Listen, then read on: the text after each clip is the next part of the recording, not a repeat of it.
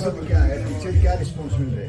देखिए, लगातार हमारा घर कांग्रेस का कार्यक्रम चल रहा है, पूरे प्रदेश में चल रहा है। उसमें हमारा मुख्य उद्देश्य यही है कि हम कांग्रेस पार्टी के हमारे संकल्पों को लोगों तक पहुंचाएं और भाजपा सरकार, ये जो बीजेपी जेजेपी की खट्टर सरकार हरियाणा में, खट्टर दुष्यंत सरकार हरियाणा में है, इस सरकार की विफलताओं को लोगों के सामने रखें और लोग तुलना करके अपना फैसला सही करें।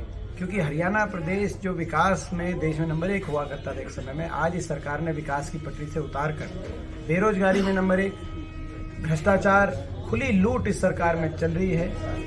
आपस में महकमे ऐसे बांट के इस तरीके से भ्रष्टाचारों के एक घोटाले सामने आए और हर वर्ग का अपमान, हर वर्ग को अपमानित करने का काम इस सरकार में हुआ है। संवेदनशीलता से सबकी बात सुन के जो समाधान किए जाने चाहिए थे वो नहीं हुए इस सरकार में। अहंकार की ये सरकार प्रतीक बन गई है। भ्रष्टाचार, बेरोजगारी, महंगाई और हरियाणा खेल खिलाड़ी का, दूध दही का हरियाणा था, आज वो नशे का हरियाणा बन गया। ऐसी सरकार में परिस्थिति आ गई। बच्चों को विदेशों में पलायन करना पड़ा हरियाणा, ऐसी परिस्थिति आ गई। हरियाणा के बच्चों को हरियाणा की लिस्ट में 5 साल तक नंबर नहीं मिलता और आखिरी साल ये सरकार नौकरी निकाल कर झुंझुना राजनीतिक रूप से इस्तेमाल करती है। तो ऐसी स्थिति में कांग्रेस पार्टी, क्योंकि प्रदेश के अंदर मुख्य विपक्षी दल है, हमारा कर्तव्य है कि हम लोगों के सामने एक कांग्रेस इनकी विफलता को भी रखें और कांग्रेस क्या कर सकती है, कांग्रेस को अगर लोगों का आशीर्वाद मिला वो बात रखें। हमें पूरा विश्वास है कि आज प्रदेश के लोग चौधरी भूपेंद्र सिंह हुड्डा जी के नेतृत्व में और चौधरी उदयभान जी की अध्यक्षता में कांग्रेस पार्टी के साथ जुड़ते जा रहे हैं। जो ये हमारा अभियान है, इसके माध्यम से आज 26 जनवरी का भी एक का उपलक्ष्य है। इस गणतंत्र दिवस के शुभ अवसर पर सभी देशवासियों को हम बहुत बहुत बधाई देना चाहते हैं। आज ही का वो दिन था जब देश में संविधान लागू हुआ, जो संविधान की रचना की गई। हमारे देश के तमाम महापुरुषों ने मिलकर बाबा साहब के नेतृत्व में एक संविधान की रचना करी। संवैधानिक रूप से हिंदुस्तान एक गणतंत्र और प्रजातंत्र के रूप में स्थापित हुआ और आज हम उन सभी को याद करते हैं जिन्होंने संविधान के अंदर, जिन्होंने देश की आज़ादी के लिए सबसे पहले अपनी कुर्बानियाँ दी और देश के संविधान के अंदर जो आदर्श और मूल्य निहित हैं, आज हम सिद्धांतों को, आदर्शों और मूल्यों को हम याद करते हैं और यही संकल्प लेते हैं कि देश के संविधान में जो आदर्श हैं उन आदर्शों को हमेशा हम आगे लेके जाने का काम करेंगे। तो कहीं ना कहीं कांग्रेस की आपके समानांतर एक दूसरी रैली और चली हुई है जिसमें रणदीप सुरजेवाला, शैलजा और किरण है, तो उसके क्या मायने हैं? क्या ये कहीं मनमुटाव है या लोगों को जोड़ा जा रहा है? देखिए, जहाँ तक कांग्रेस पार्टी की बात है, कांग्रेस पार्टी एकजुट है और आज प्रदेश में पूरी तरीके से एकजुटता से कांग्रेस पार्टी आने वाले समय में हरियाणा प्रदेश में परिवर्तन लाने का काम करेगी। लेकिन सर, जो आपका है, आपका कोई भी स्टेज वो शेयर नहीं करते, रूम की स्टेज आप शेयर नहीं करते, तो कहीं ना कहीं जहाँ तक गुटबाजी की बात है, मैं आपकी बात से सहमत हूँ। अगर गुटबाजी है प्रदेश में तो भारतीय जनता पार्टी बड़े रूप में इस सरकार में गुटबाजी है। जेजेपी में बड़ी भारी गुटबाजी है। डिप्टी सीएम जहाँ जाते हैं उनके खुद स्वयं विधायक उन हलकों में उनका स्टेज शेयर नहीं कर रहे। भाजपा में इस प्रकार की गुटबाजी है कि अनिल विज कोई फाइल भेजते हैं तो खट्टर साहब उसको क्लियर नहीं कर रहे, जिसकी वजह से आज स्वास्थ्य मंत्रालय आधे से ज़्यादा जो है पोस्ट खाली पड़ी हैं। गुटबाजी है तो कहीं धनखड़ साहब और खट्टर साहब में गुटबाजी है, जिसके चलते जो है जब धनखड़ साहब ने कहा कि संदीप सिंह को मैं कार्यकारिणी में स्थान नहीं दूंगा, तो उन्होंने खट्टर साहब ने अगले दिन बयान दिया कि ये रहेंगे कैबिनेट। गुटबाजी कहीं दिखाई देती है तो इस बात में दिखाई देती है कि राव इंद्रजीत जी आदमपुर चुनाव प्रचार करने के लिए नहीं पहुंचे, कृष्णपाल गुर्जर जी नहीं पहुंचे।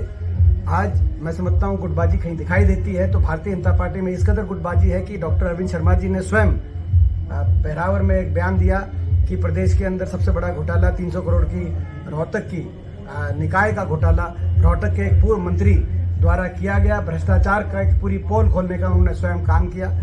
तो ये गुटबाजी चरम पे आज के दिन, अगर आपकी बात से मैं सहमत हूँ, अगर कहीं है तो इस सरकार में है। भाजपा के अंदर अलग से है, जजपा के अंदर से अलग से है और भाजपा जजपा का अलग जूता अलग बज रहा है कि जो आदमपुर से कौन लड़ेगा, उचाना से कौन लड़ेगा। उचाना से वीरेंद्र सिंह जी कहते हैं कि हम लड़ेंगे, दुष्यंत चौटाला कहते हैं हम लड़ेंगे, नारनौल से कौन लड़ेगा। ये सारे जो जूते बजे हुए हैं उनके आपस में भी बजे हुए हैं और अंदर उनके, तो ये अंतरकलह और गुटबाजी से निहित ये सरकार है और इसीलिए हरियाणा प्रदेश आज तरक्की नहीं कर पाया इस सरकार के कार्यकाल में। और यही एक कारण है कि मैं सोचता हूँ ये बड़ा कारण है कि प्रदेश में कांग्रेस पार्टी के पक्ष में। MP साहब 2 दिन पहले ही मुख्यमंत्री मनोहर लाल जी आए थे महम में 2 दिन पहले ही, तो हमने सवाल किया था कि आप 4.5 साल में आए कहाँ थे, तो जवाब था कि आप कहाँ सोए हुए थे, मैं आया, कई बार आया। तो क्या किस नजरिए से? मैं समझता हूँ कि मुख्यमंत्री जी केवल महम ही नहीं, ये पूरी सरकार चंडीगढ़ में से इन्होंने अपना शासन चलाया 4.5 साल तक। जब हम विपक्ष आपके समक्ष कार्यक्रम करते थे, एक जिले में जाते थे तो कहीं सरकार, मुख्यमंत्री, उप मुख्यमंत्री, कोई कैबिनेट का कोई मंत्री के नाम की कोई जो है उनकी कोई प्रदेश के विकास में रुचि नहीं दिखाई देती थी, वो आते ही नहीं थे। महम में जैसे आपने कहा 4.5 साल में आए, मैं एक हल्के की आपको जानकारी दूँ जो है, तो कई ऐसे हल्के जिसमें एक बार भी नहीं गए, अभी तक भी नहीं गए, लेकिन अब आखिरी 6 महीने में ये जो सरकार है ये अपनी चुनाव को देखते हुए और कांग्रेस ने विपक्ष आपके समक्ष हाथ से हाथ जोड़ो कार्यक्रम लगातार 5 वर्ष हम लोग के बीच में रहे विपक्ष के रूप में, उन परिस्थितियों को देखते हुए इन्होंने जन संवाद शुरू किया लोगों के बीच में। आखिरी साल है, 6 महीने आखिरी इसीलिए पोस्ट निकाली, 6 महीने हैं तो इसीलिए ये अपना जो है विकसित यात्रा निकाल रहे हैं, गांव के अंदर जा रहे हैं। मगर ये काम जो करने चाहिए थे वो 4.5-5 साल में किए जाने थे। विकास कार्य, कोई एक विकास कार्य किया हो, इस सरकार ने बड़ी परियोजना लाई हो, तो हम इन सरकार से पूछना चाहते हैं कौन सी बड़ी परियोजना प्रदेश में लेके आए। तो ये केवल चुनाव से जो लगता है कि इस क्षेत्र में काम कब हुआ, विकास कार्य कब हुए, कब ये क्षेत्र आगे गया, चाहे वो जो है मूलभूत विकास कार्यों की बात हो, शिक्षा के विकास कार्यों की बात हो, चाहे वो रोजगार की बात हो, हर तरीके का विकास कार्य ये जब तभी हुआ जब प्रदेश में चौधरी भूपेंद्र सिंह हुड्डा जी के नेतृत्व में कांग्रेस सरकार थी और महम में चौधरी आनंद सिंह दांगी जी ने के प्रयासों से महम विकास के नाम से बहुत आगे गया। अब उसके बाद बीजेपी की 10 साल सरकार है। ये बताएं कोई, जो लोग भारतीय जनता पार्टी के, तो मैं व्यक्तिगत किसी का नहीं कहना चाहता, लेकिन कोई भी बीजेपी का नेता यहाँ आता है तो उनको ये बताना चाहिए कि इन 10 वर्षों में क्या हुआ, क्यों कोई विकास कार्य इस क्षेत्र में, पूरे क्षेत्र में कह रहा हूँ, मैं केवल महम ही नहीं, मैं पूरे रोहतक लोकसभा क्षेत्र में भी कह रहा हूँ, पूरे हरियाणा में भी कह रहा हूँ, क्यों विकास कार्य नहीं हुआ। और हमारा यही संकल्प है, यही हमारा जो है आज एक ही संकल्प है कि हरियाणा विकास में देश में सबसे आगे पहुंचे और रोहतक लोकसभा क्षेत्र भी देश में विकास में आगे जाए, आगे पहुंचे, एक पहचान बने। आज इस सरकार ने कोई नया काम तो कराया नहीं, लेकिन मंजूरशुदा काम जो एक एक करके छिने हमारे प्रदेश से, उसका कितना नुकसान आने वाली पीढ़ियों को भुगतना पड़ेगा उसका आप अंदाजा लगा सकते हैं। रेल कोच फैक्ट्री मैंने मंजूर कराई थी जौली लाठ में, गुहाना जो कि मतलब जो है मैं समझता हूँ कि एक वहाँ पे अगर रेल कोच फैक्ट्री लगती, बहुत बड़ा इंडस्ट्रियल कॉम्प्लेक्स आता, कितने लाखों लोगों को रोजगार मिलता। इसी तरीके से एयरपोर्ट मैंने महम में मंजूर कराया था, इंटरनेशनल एयरपोर्ट, जिस एयरपोर्ट को भारत सरकार की कैबिनेट तक ने सिद्धांतन उसको मंजूरी दी थी और airport of authority of India, ministry of defence ने उसको NOC प्रदान करी थी। लेकिन जब 2018-19 में नया एयरपोर्ट, दूसरा NCR का एयरपोर्ट बनने की बात आई कि भी दूसरे एयर ट्रैफिक को देखते हुए, तो वो एयरपोर्ट का स्थानांतरण करके नोएडा में चला गया। आज अगर यहाँ पे एयरपोर्ट वो आता, दूसरा NCR का दूसरा एयरपोर्ट, तो कितना बड़ा मैं समझता हूँ हमारे इलाके को उसका लाभ मिलता, आने वाली पीढ़ियों को मिलता, आप अंदाजा लगा सकते हैं। ऐसे ही बाड़सा एम्स में नेशनल कैंसर इंस्टीट्यूट के साथ साथ मैंने 10 और राष्ट्रीय स्तर के संस्थान की मंजूरी वहाँ पे 300 एकड़ के संस्थान एक कॉम्प्लेक्स के अंदर दिलाने की काम करी थी। वो नेशनल कैंसर इंस्टीट्यूट तो बन गया, लेकिन जो बाकी थी national heart institute, national geriatrics institute, वो सारे इंस्टीट्यूट्स आज जो है कहीं अपने फाइल ठंडे बस्तों में चली गई। आज मैं ये IMT हमारी बननी थी मदीना में, जैसे एक IMT बनी रोहतक खेड़ी साथ में, दूसरी IMT मदीना बननी थी। ये पूरा कॉरिडोर सिरसा तक विकसित होना था। आपको याद होगा जब ये रेल रोड रैली मल्लिकार्जुन खड़गे जी हांसी में आए थे, और 2012 में रेल रोड रैली जिसमें 4 lane connectivity 6 lane up to Sirsa और रेल की लाइन का फाउंडेशन जो रोहतक महम हांसी रेल की लाइन उन्होंने रखा था। तो हमारा एम ये था उसके साथ कि IMT बने मदीना में, महम में एयरपोर्ट अंतर्राष्ट्रीय बने, हिसार के अंदर एयरपोर्ट डोमेस्टिक बने, वो भी उसी समय हमने मंजूर कराया था, जो आज तक फ्लाइट शुरू नहीं हुई। अब वो कह रहे हैं अप्रैल मई में हिसार में फ्लाइट शुरू होंगी। तो कहने का मतलब ये है कि जो जिस तरीके से ये इलाका आगे जाना चाहिए था, हरियाणा प्रदेश आगे जाना चाहिए था, वो नहीं गया।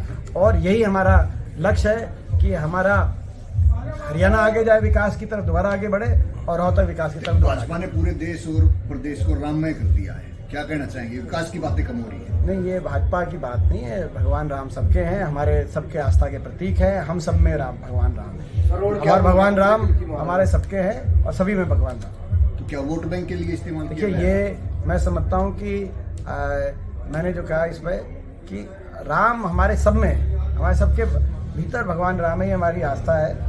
हर जगह राम है, ये भी हमारी आस्था है, और हम सब के भगवान राम है, ये भी हमारी आस्था है। भाजपा तो ये कह रही हम लेके आए। देखिए, ये मैं समझता हूँ कि इस तरह की बात भगवान राम का दायरा किसी भी राजनीतिक पार्टी के नेताओं तक सीमित करने के प्रयास नहीं होने चाहिए। अगर कोई किसी ने ये बात कही है, भगवान राम सबके, उनका असीम है, वो सारी सृष्टि उनकी है, सारा ब्रह्मांड उनका है।